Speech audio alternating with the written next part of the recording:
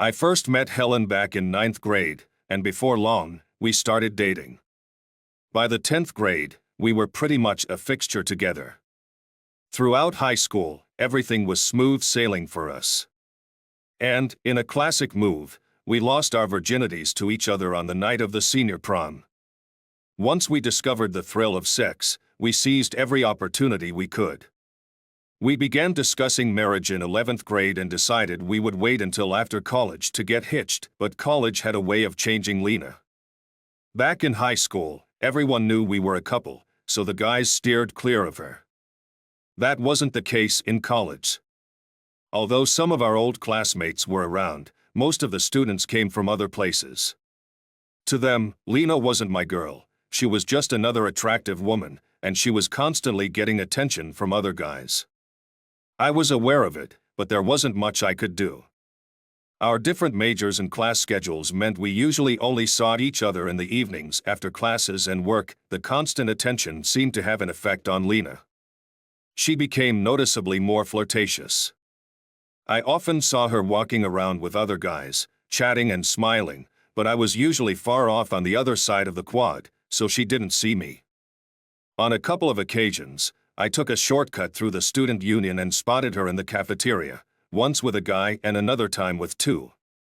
It didn't dawn on me until much later that she was always with guys, never with other girls. It didn't bother me at the time. We were a couple, right? We were in love, right? We were planning to marry, right?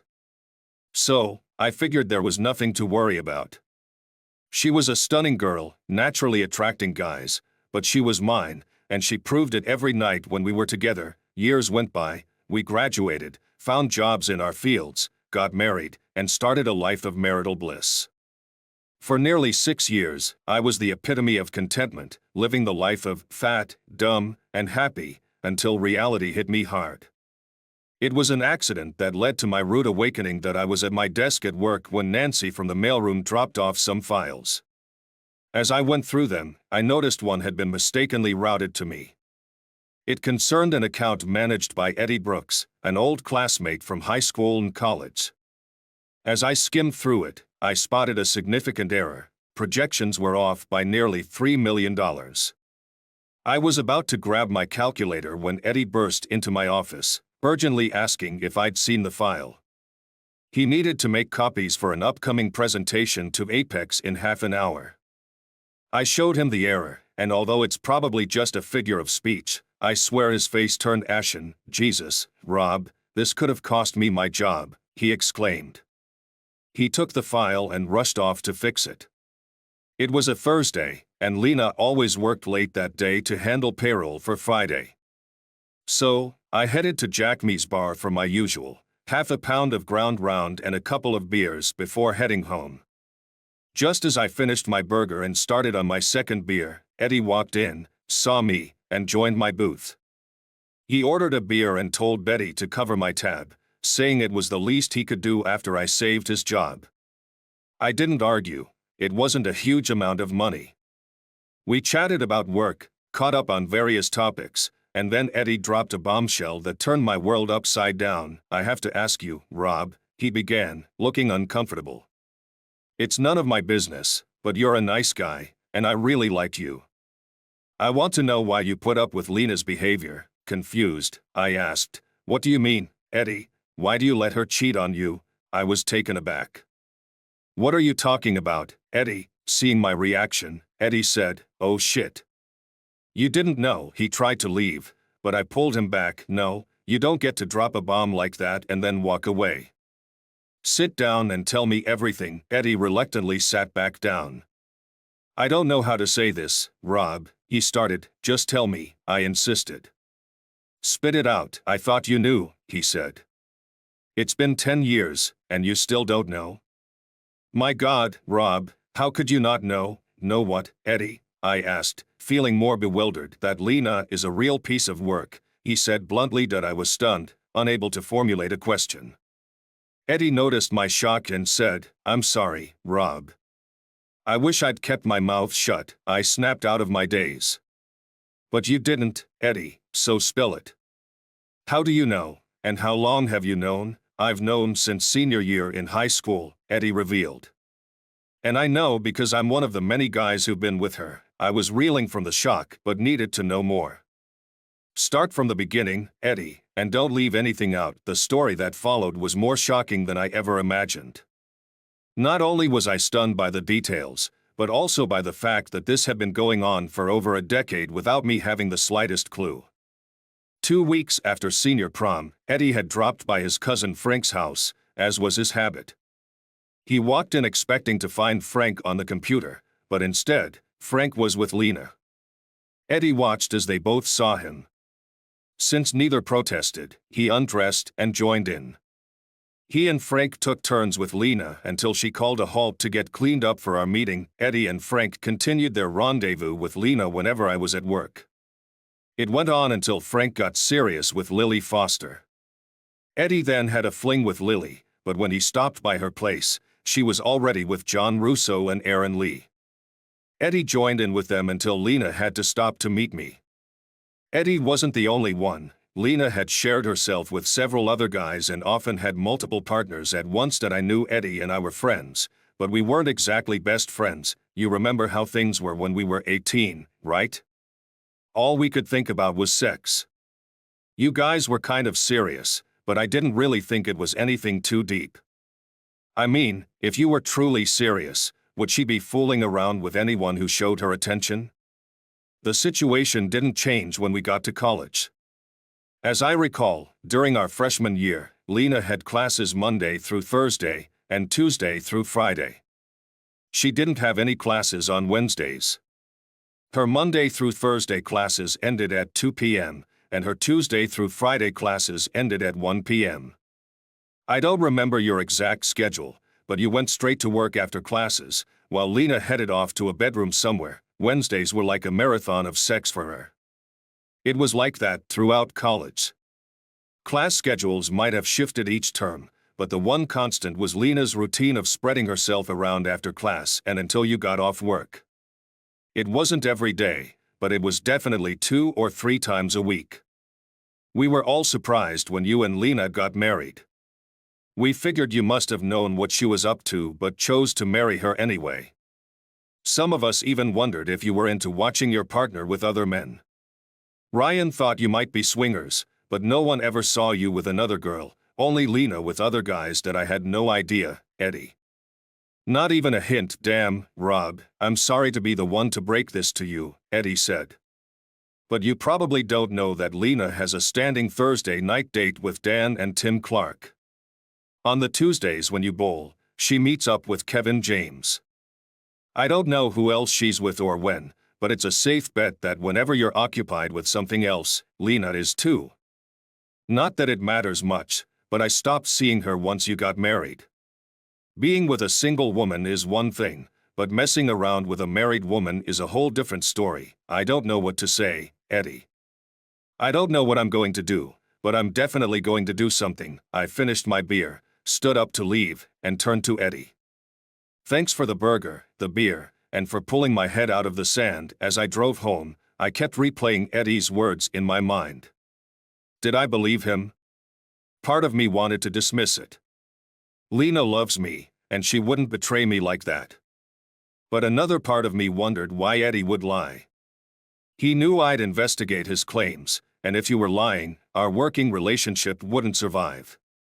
Eddie was telling the truth, and that meant I had to confront this reality. That I knew I couldn't overlook what Lena had done for 10 years.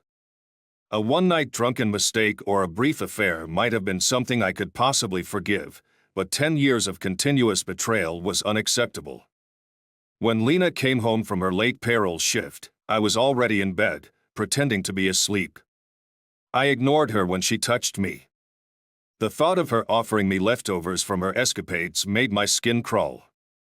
I had been getting those leftovers for years, and I hadn't realized how much it was eating away at me until now. For the first time, I didn't get an erection when Lena touched me. The next morning, I was up before Lena, making coffee and reading the paper when she came downstairs. What happened last night? She asked. I came home all worked up, and you were already in bed. That's not like you. I didn't feel well, I replied. Something I ate didn't agree with me, so I went to bed early. Well, I hope you're better today, she said. I'm going to need you to pull double duty tonight to make up for last night. As soon as I got to work, I called Victor Allen. Victor, an old friend from high school who's now a corporate lawyer, was the first person I thought of when I needed a top-notch divorce attorney. Shit, he said when I told him what I needed. That means what I hoped wasn't true actually is. If you're looking for a divorce lawyer, then you've finally found out about Lena. What did you think we had? I asked. I thought you two might have some sort of open marriage, Victor said. How else could Lena be doing what she was doing and still be with you? Everyone saw how devoted you were, and it didn't make sense unless you were okay with it, believe it or not, Victor. I had no idea until yesterday, I said. Victor was silent for a moment before suggesting, give Jack Mason a call and tell him I sent you. I called Mason, mentioned Victor's recommendation, and he agreed to meet with me that day at 1 p.m. Then I told Jack Mason that I could make it to his office, and I did. When I met with him, he laid out my options. We could either go for a peaceful separation or pursue a scorched earth approach. Since we lived in a state where adultery is a valid reason for divorce, we'd need solid evidence to proceed. Hearsay wouldn't cut it. Here's what you do, Mason said, pulling a card from his desk and handing it to me. It read, Leonard Blake, private investigator. His office is right across the street. If you'd like, I can give him a call to see if he can fit you in right away. Yes, please, I said. I want to get this over with as soon as possible. Mason made the call, and within 10 minutes, Leonard Blake was briefing me on what needed to be done. One of the first instructions was to keep my behavior completely normal around Lena. Blake emphasized that I mustn't give her any reason to suspect that anything had changed. It may sound distasteful, Blake said, but you need to stick to your routine. If you normally have sex 3 or 4 times a week, you need to keep doing that. If you're usually the one initiating things, you need to continue that. Just remember, you're not making love anymore, you're just getting your rocks off. Don't do anything that might alter her routine. It's crucial that she remains unaware of any change in your relationship. Back at my office, I called Lena at work, sticking to our routine of Friday night dinners and Sunday morning breakfasts. I asked her if Tricocchi's was okay for dinner, and she agreed. While I enjoyed my veal, Marcella and Lena enjoyed her rigatoni and white wine, and employees from Blake Investigations were busy setting up wireless cameras and listening devices in our home. As I sipped my Merlot, I mentally reviewed Blake's advice. He had warned me not to try spotting the hidden cameras. If Lena noticed me doing that, it could jeopardize the whole operation. I also had to act natural in the bedroom, which would be difficult if I wasn't a natural exhibitionist. The system was both sound and motion activated, and knowing that some of Blake's employees might see me on camera made me nervous. Blake advised against turning off the system, even though there was a switch. He suggested that I should leave it alone and pretend I was an actor making a sex tape. After dinner, I asked Lena if she wanted to go out for drinks and dancing, but she declined. We need to get home, she said. You owe me for letting me down last night. On the drive home, she slid over next to me and unzipped my pants. Drive carefully, sweetie, she said. Don't hit anything that might make me bite off your meat. In my mind, what she was doing felt like a routine performance rather than something special.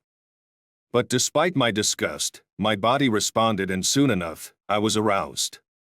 We finished up, and I pulled into our driveway. Lena immediately urged me to hurry upstairs that I couldn't follow Blake's advice completely.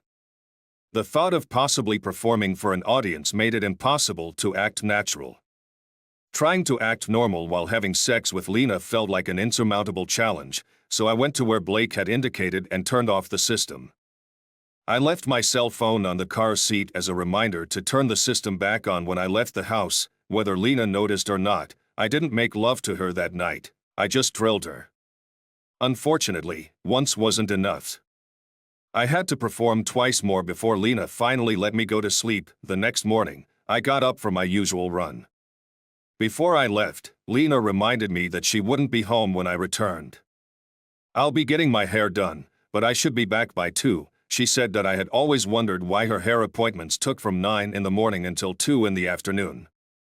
Lena claimed it was because she enjoyed gossiping with the regulars and often ended up having lunch with them. That might have been true, but after what I'd recently discovered, I was now suspicious that she was meeting one of her lovers either before or after her appointment as I left. I turned the switch for the system back on.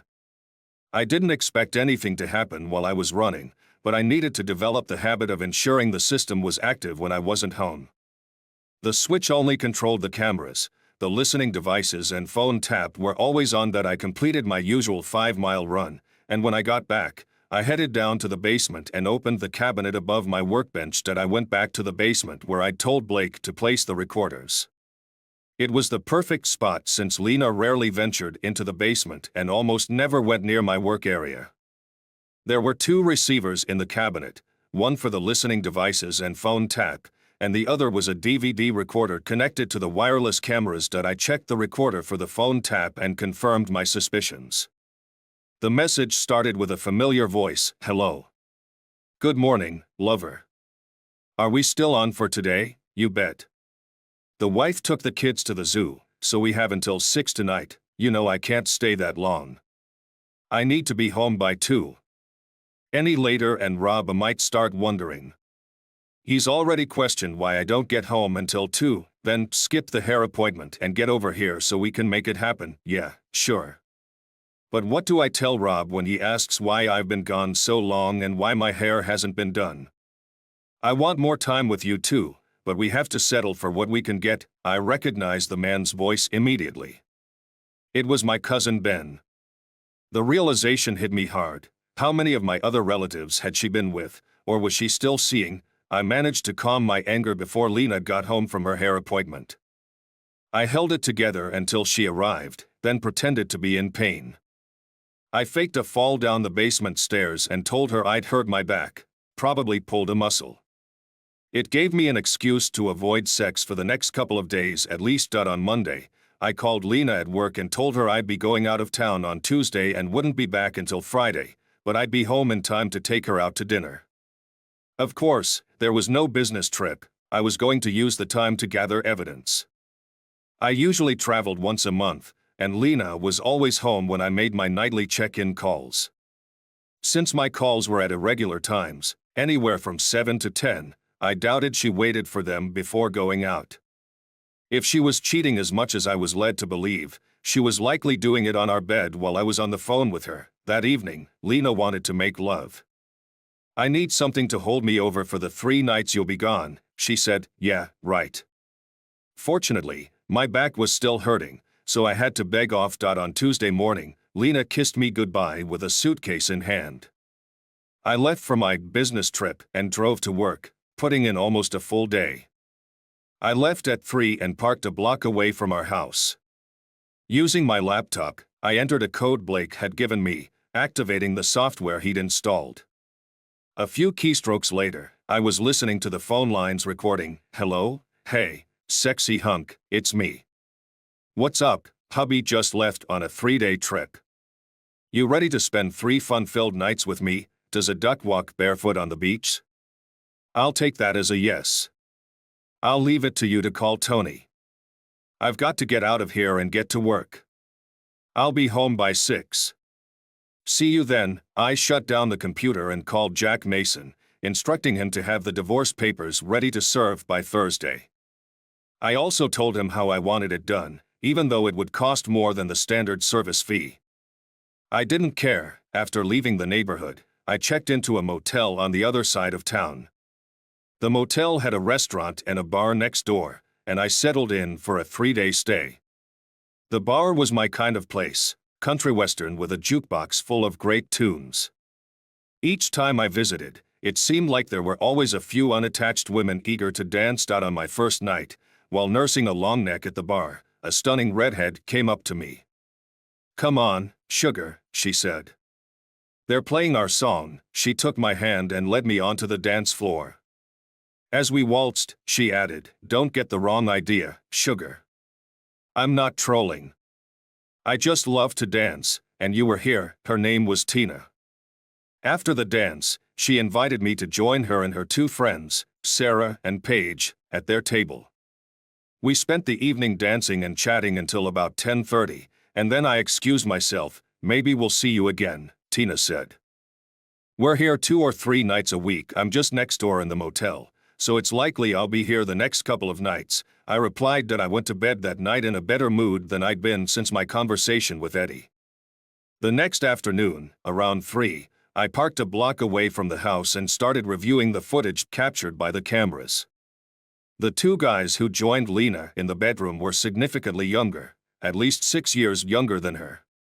I wondered if she was after youthful exuberance. The content wasn't exceptional, but it was enough to confirm the extent of her infidelities. The footage was nothing remarkable, just plain sucking and screwing. It was a bit strange watching my wife being double-teamed, but the visuals of Lena with the two guys didn't interest me much. What I really wanted was the audio. I was surprised by what I heard, or more accurately, what I didn't hear. I expected Lena to ridicule me, to trash my lovemaking skills or lack thereof, but she didn't throw me under the bus. The only mention I got was when one of the guys said he wished they could get together more often. Lena responded, saying she was sorry, but I had first call on her time. What I did pick up was her telling them they needed to leave by 6 in the morning to avoid the neighbors seeing them. Both Wednesday and Thursday mornings, they left right on schedule, and I assumed it would be the same on Friday that I decided to have the papers served on Friday instead of Thursday. At 5:45 that morning, I was parked down the street from the house. At 5:55, the front door opened, and the two guys walked out. They turned to say goodbye to Lena, who was standing just inside the door. That's when they noticed the man standing off to the side. He stepped in front of the open door, served Lena the papers, and walked away, leaving her and her two sex buddies staring at his back. That I pulled up in front of the house, honked the horn to get Lena's attention, waved goodbye, and drove off. The papers served to Lena included a letter from me. It basically said that I never wanted to speak to her again unless it was in the presence of our attorneys. I didn't want to hear excuses, apologies, or any of the usual garbage cheaters come up with when they get caught. Of course, Lena didn't heed the letter. 15 minutes after I'd left, my cell rang, Lena calling.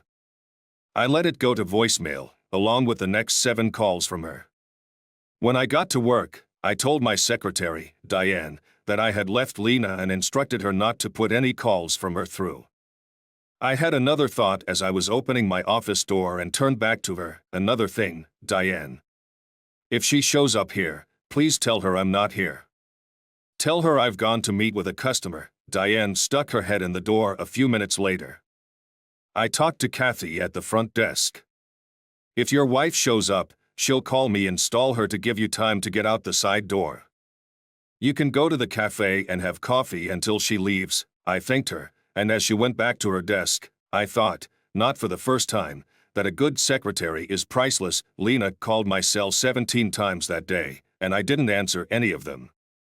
At lunchtime, I called my dad and brother to let them know what was going on.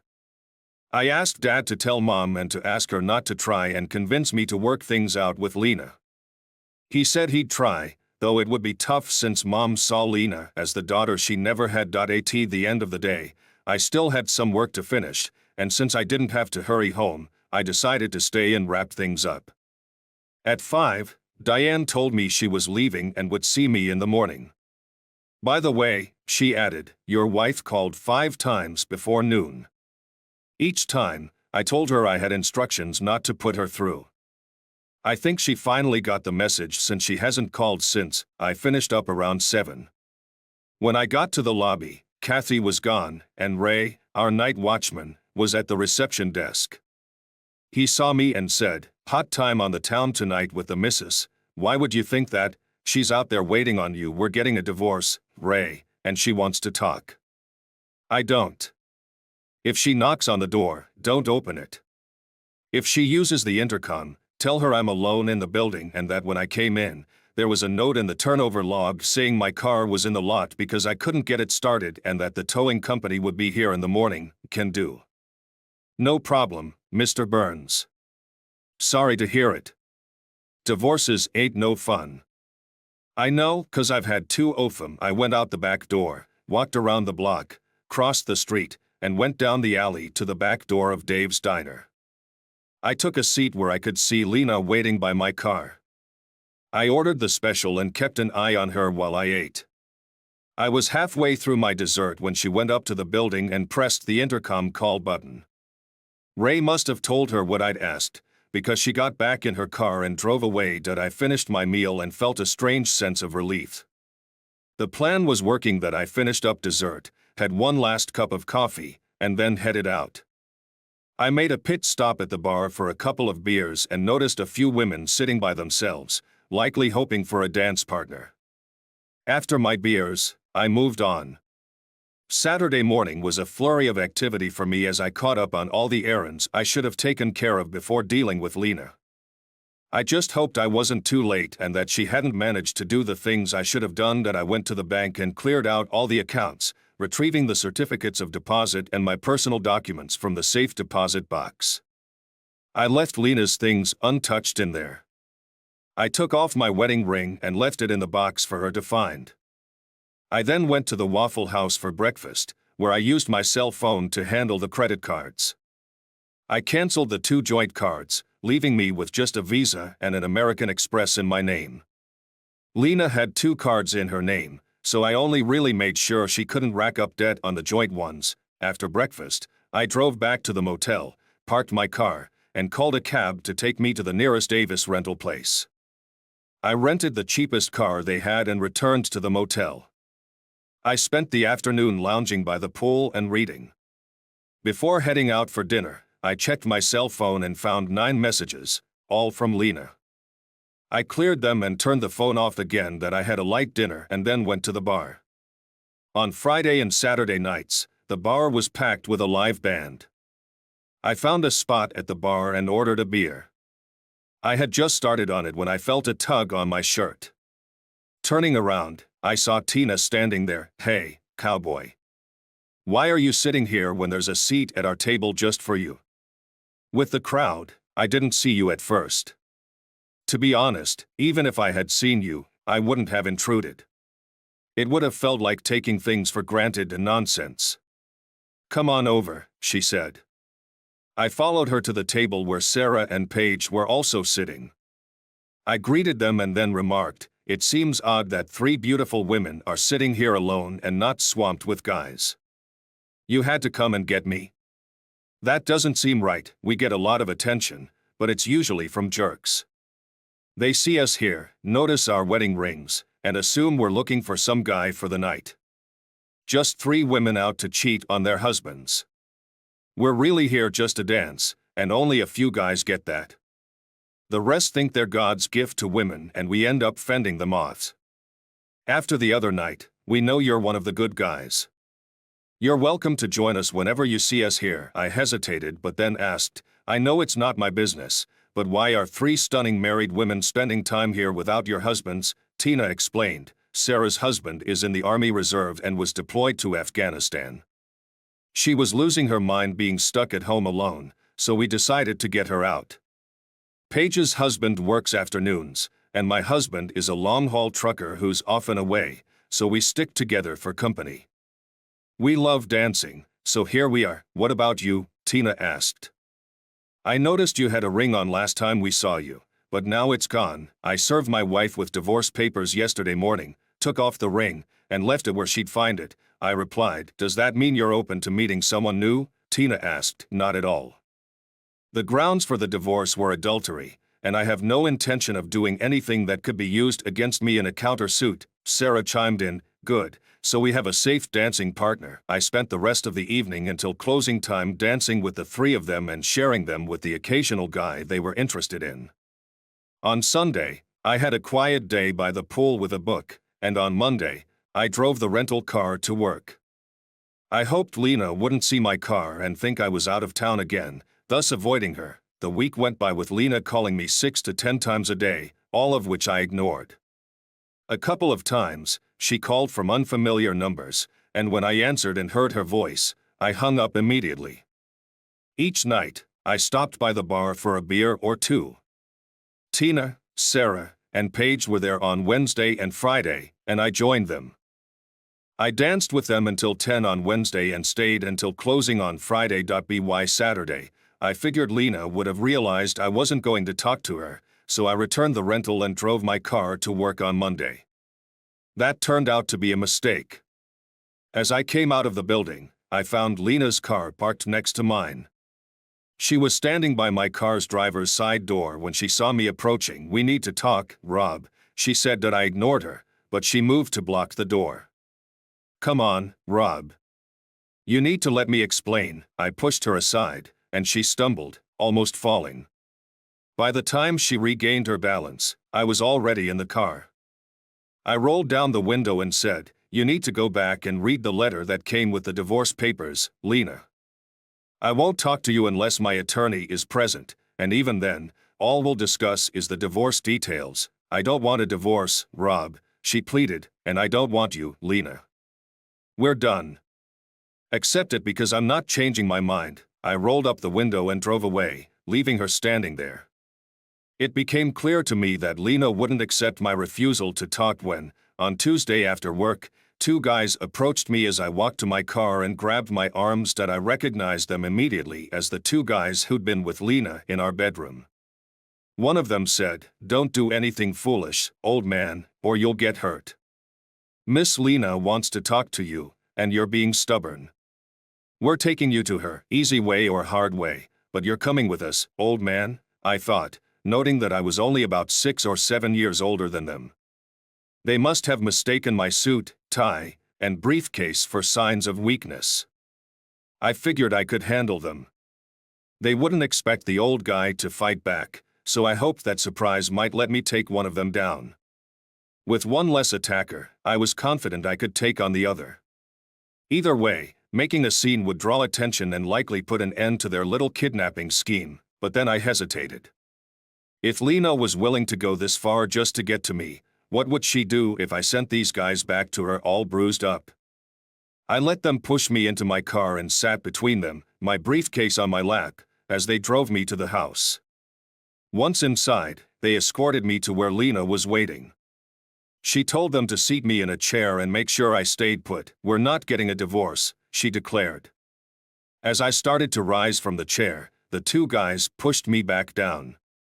One of them said, "You'd better stay put if you know what's good for you." "We're going to stay married," Lena continued. "But there will be some changes in our life together. I'm sorry you found out about my medical issue, but now that you know, you'll have to live with it. I love you. Believe it or not, I love you, and I'm not letting you go." "Medical issue?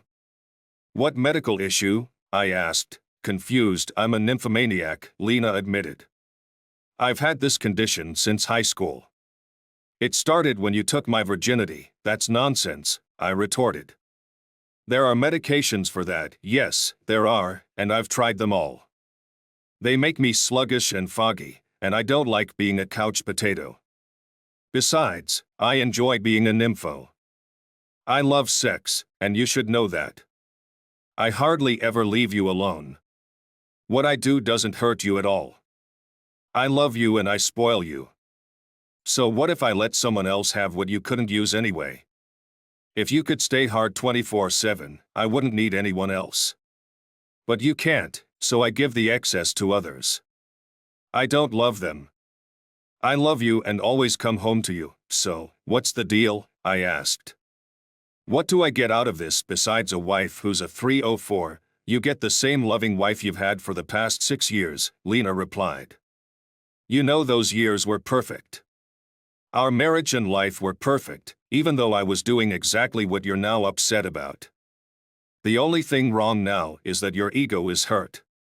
Someone else is getting something you've always thought was yours and yours alone. You just need to accept that our life will continue as it has for the last 6 years. It doesn't mean you're not man enough for me. You're a fantastic lover, and you always leave me completely satisfied. You just can't keep up with my needs." "I'll tell you what, Helen," I said, though she hated being called that. "I'll sign it if you make a few changes." "What changes?" she asked. "You don't have sex with me on days you're with others, and we sleep in separate bedrooms," I proposed. "I can't agree to that." I need you with me in bed, she insisted. Why can't you understand that I love you and don't want to lose you? That's fine, Helen. Don't make the changes. I wasn't planning to sign your so-called agreement anyway. Fine, she said. I'll make the changes and work on getting you back in bed with me later. I'll go to the computer, make the adjustments, and be right back. I tried to get out of the chair, but the two guys forced me to stay seated. I told them I needed to use the bathroom, and one of them said, "Just pee your pants." Miss Lena said to keep you in the chair, so you're not getting up until she says so. Lena returned 5 minutes later, read the revised document to me, and I said, "Where do I sign?" She handed me a pen, and I replied, "Your goons won't let me get up." "Let him up, guys," Lena ordered. I stood, set my briefcase on the table, and took the pen from her. Then I put the pen down and said, "Not that I don't trust you, but I think I'll read it first to make sure it says what you said it does." I picked up the document, read through it, and then laughed, tearing it up and throwing the pieces in her face. I grabbed my briefcase and headed for the door. "Stop him," Lena yelled. The two guys started after me. When they got close enough, I spun around, swinging my briefcase at the first guy's head. He went down with a solid hit. The second guy was caught off guard, and before he could react, I was on him. I punched him in the mouth, and as he stumbled back, I kicked him in the balls with all my strength. He collapsed, knowing that 2 against 1 wouldn't be easy. I kept my focus on making sure they stayed down. I kicked them in the crotch, ribs, and head, taking turns. Lena's scream cut through the chaos. "Stop it, Rob, or I'll shoot you." I glanced over and saw Lena pointing a gun at me. "Go ahead and shoot, you miserable witch," I said. I pulled out my cell phone, dialed 911, and told the operator my name, address, and that my wife was threatening me with a gun. The operator advised me to stay calm and do nothing to provoke her further, assuring me that help was on the way. That I ended the call and said to Lena, "Thank you, Helen. The divorce will go a lot smoother with you in jail." "That was a mistake, Rob," Lena warned. "When the police arrive, you'll be the one who gets arrested." You came in, saw me talking to 2 friends, and flew into a jealous rage. You attacked them, and now it's your word against ours, 3 against 1, and we're all fully clothed. You're going to be arrested for assault." "Oh, Helen," I said, "how could you? All that love you have for me really shines through." "Don't worry, Rob. I'll bail you out, and Barry and Tony won't press charges. It'll all work out," she assured me. "Think again, Helen. Ray saw these 2 clowns pick me up at work, and Joyce next door saw them bring me into the house. My story is that you had me brought here against my will. When I tried to leave, you told your accomplices to stop me. They failed, and then you pulled a gun on me. I might end up spending a night in jail, but once my witnesses testify, you'll be the one in jail, and I certainly won't be bailing you out." "Let's see what we have here. Kidnapping, unlawful detainment, threats with a firearm, and likely charges for making false statements to the police. There might be other charges I can't think of right now. Your best bet, Helen, is to keep quiet." Despite my warning, Lena and her goons spun their lies, and I ended up in jail. The next morning, I called Jack Mason, explained the situation, and asked him to contact Leonard Blake, get the tapes, and take the necessary actions. Lena discovered she couldn't bail me out because I had to see a judge first to get bail set, which wouldn't happen until Monday. Jack had a friend who was an assistant district attorney, and he showed him the tapes. They clearly showed Barry and Tony restraining me and Lena threatening me with a gun. The ADA also heard her admit she planned to lie and have her accomplices lie too. When Lena showed up at the courthouse on Monday for my bail hearing, she was arrested. Warrants were issued for Barry and Tony, and by nightfall, they were behind bars. I refused to put up bail for Lena, and her parents didn't have the money to help her out. Lena hired an attorney who called me, asking if I'd put up my house as collateral for her bail bond. I laughed and hung up. I moved out of the motel and back into the house, then called a locksmith to change all the locks. Since Lena had threatened me with a gun, Jack managed to get a protective order against her. If she somehow got out of jail, she couldn't come within 1,000 feet of me without being arrested and sent back. As much as Lena's company might have been enticing, it clearly wasn't worth serving serious time over. Both Barry and Tony flipped on Lena and took plea deals.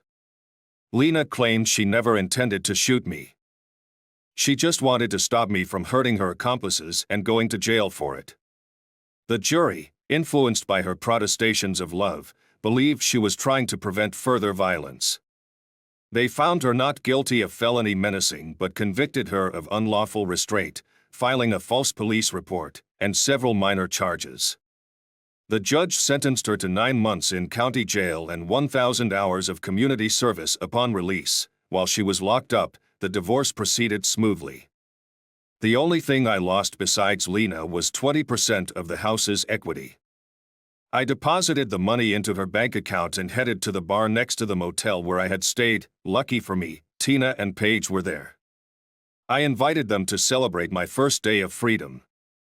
Sarah wasn't around because her husband was home from his deployment, and they were busy catching up. So, why do you want to celebrate with us? Tina asked. Because I'm taking a shot in the dark, I replied.